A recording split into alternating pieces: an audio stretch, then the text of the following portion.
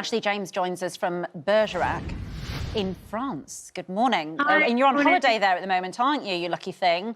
Yeah, well, I wouldn't say a holiday, but I'm staying with my boyfriend's family. They're out here. They have a house here, so It's all right for made a some. difference from being in London. In Berkshire, we have radio presenter Niamh Spencer, who says going away at the moment is actually incredibly selfish. And at Gatwick Airport, we have the Independent's travel editor, Simon Calder. And you're on a plane and you're about to head off to Northern Ireland, aren't you, in about 10 minutes? I'm on my way, yes, absolutely. And you can hear the announcements.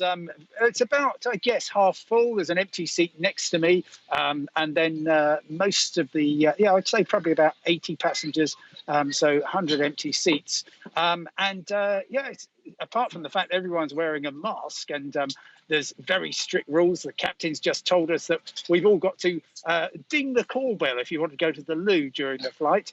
It's actually pretty normal. But of course, looking outside, Gatwick is far from normal. Normally, on a busy day like this, you would have an awful lot of flights. But instead, basically, you've got loads and loads of planes parked. But the airlines are getting back into action, which is just as well, because they've been losing an absolute fortune. And overnight, as you say, it's become clear that the quarantine plan that the government had planned, which came into effect on the 8th of June, is now basically going to be abolished, apart from high-risk countries. That's going to make a huge difference to holidaymakers. It could come into effect as early as Monday, and it would mean you no longer need to self-isolate at home for 2 weeks when you come home. But it also means, doesn't it, Simon, that if you personally still don't want to travel abroad, but you had booked your summer holiday to Spain or to Portugal or wherever, that if they then say, listen, you can go, the companies will expect you to go, otherwise you'll lose your money. So it is a bit of a moral dilemma for people, isn't it? Because we've got Dr. Hilary here who's saying, listen, air travel is the thing that brought it to Europe in the first place. So air travel, the thing you're about to do, is a problem area. Oh, sure, yeah, and it's certainly not for everybody. I mean, you forget about social distancing once you get on a plane. Everybody is much closer together than they have been for the last few months. And of course, you need to observe all the protocols, apart from wearing a mask. Keep washing your hands, especially after that security check. I used to work at security at Gatwick. Those trays are filthy. But if you're prepared to do that, then you can take a holiday. And of course, as soon as you get to somewhere like Greece, the rate of infection is so much lower than it is in the UK that you're doing yourself and everyone else in the UK a favour if, assuming you're healthy, you go out and sit on a beach where you're very unlikely to catch coronavirus. The travel industry has been absolutely furious about this, and it now looks as though pretty much everywhere from Monday will be open to us. The question marks are Sweden, which won't make the list, possibly Portugal, although I'm getting indications that Portugal will be allowed, along with Turkey as the main non-EU destination. OK. I'm not sure how long I can stay with you because they started the engines and... excuse me. Yes, and your nose is starting to appear as well, Simon. I know, the wonders of model technology. We'll stay with you as long as we can. Let's go to Niamh, because Niamh, you're sitting at home. We know Ashley has travelled to Bergerac to stay with her boyfriend's family. Simon is on a plane about to fly to Northern Ireland.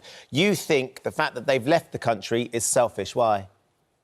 So selfish, because I just think, look, we all want this to just go away. We wish this wasn't happening and life could get back to normal. But the reality is we are still very much in a huge crisis around the world. I was meant to be on holiday now with my family. And even if planes were flying to Canada, there is no way that I would have taken my family on a plane. I think we need to think about other people, not just our own selfishness. Like, I would love to go on holiday, but it's just not the time. We're not ready. We're going to lose money, Niamh. There are people in touch with us this morning that say that if this non-essential travel ban is lifted, then they're sort of forced to go, really. Otherwise, the things they've saved up for, not everybody can afford to lose $2,000 or whatever, they're going to have to go. I appreciate the financial situation. I would normally be DJing across Europe in the summer, and I'm on maternity leave. So I understand how people are feeling when it comes to financial pressure. But I think we've got to think about the bigger picture. I have family who are shielding. I lost a loved one in this lockdown period. It really makes you reevaluate everything. And there is nothing more germy than a plane. And even if you think you're well enough, if you take it to another country, you could be then passing the virus on to other people. And that's one of the big concerns, isn't it? I mean, Ashley, you went about it slightly differently, I think, by travelling to Bergerac in France. And am I right in saying you drove down there? So, you know, we were talking to Hilary about this earlier. You contained yourselves in your car. Was it a dilemma for you, though, to leave the UK? Actually, not at all. And I think it's actually... I think we need to be a bit more compassionate of other people's choices, and also understand that for some people it is actually, like for me personally, I was in a small flat in London and I've been in contact with much less people here than I have been in London. The parks are very full, the supermarkets were full. I'm high risk because of previous health conditions, and you know, this feels like very responsible. And I've also lost people during this pandemic. And I've got friends of friends who have lost people to mental health through this. So I think, you know, we're all riding the same storm, but in a different boat. And on top of that, from another perspective, my parents have a bed and breakfast in Northumberland. So they're part of the tourism and hospitality sector. And they've obviously not only lost their jobs, but they've also had to pay back thousands in deposits. So, you know, I know for a fact that my mum's been scrubbing and sanitizing and cleaning. And I think, you know, a lot of people are doing the best they can to A, holiday responsibly, and B, to host people responsibly so that they can start to earn money again. And also for me, by law, I could have gone and visited my grandma for the day. It's actually her birthday today.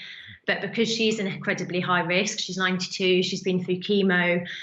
For me, that would be selfish and irresponsible to see her. And equally, you know, when we were going out in France, a country which was willing to host us, we're wearing masks, we're only really going out to the supermarket.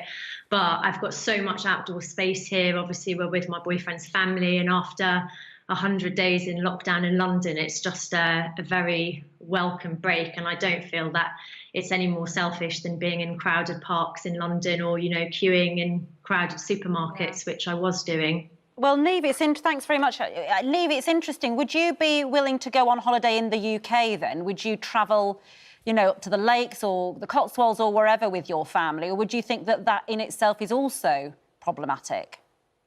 I would 100% do a staycation, definitely, because I think I agree with Ashley. I think, you know, the UK needs it. I understand that businesses need it, and my kids are driving me up the wall, and I ran out of options to entertain them 2 weeks into lockdown.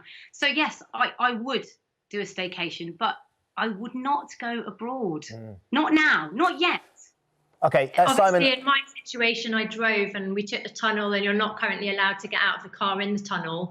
So how would that be different to travelling in parts of the UK? Well, let's come to Simon, because I think we may be losing him, literally, because I think the doors to safety or whatever, the doors to manual. Simon, what's your... I mean, you are a professional travel writer. You do it for a career. You're very passionate about the travel industry. Can you understand Neve's concerns? And have you felt nervous about flying? Are your family nervous that you are straight back in there and flying? No, because they know I'm very, very risk averse. Yes, I'm in an unusual situation with all these people who are kind of, nobody knows anybody else's health condition, but of course, anybody who is feeling remotely symptomatic should not be travelling anywhere by any form of transport. And I must say, to say that you'd be better off in the UK, well, I've talked to an awful lot of businesses in Cornwall, in the Lake District, in Scotland, who say, actually, we don't want any more tourists. The county council are responsible for tourism in Cornwall says quarantine was a really bad idea because it means there'll be more people going to Cornwall, and that will exacerbate their coronavirus problem. Look, there are many risks attached in life and in travel. And actually driving halfway through France, with the greatest respect, is just to avoid one small risk of one very nasty infection. But it is only a small risk. And for a young traveller, the risks are much, much lower. While I defer to Dr. Hilary on everything, I would say that the risks involved in driving through France are far, far higher than they would be, for example, getting on the safest airline in the world. The one point, though, Simon, Ashley made is she's having to shield because of a previous health condition, which was why she chose to drive.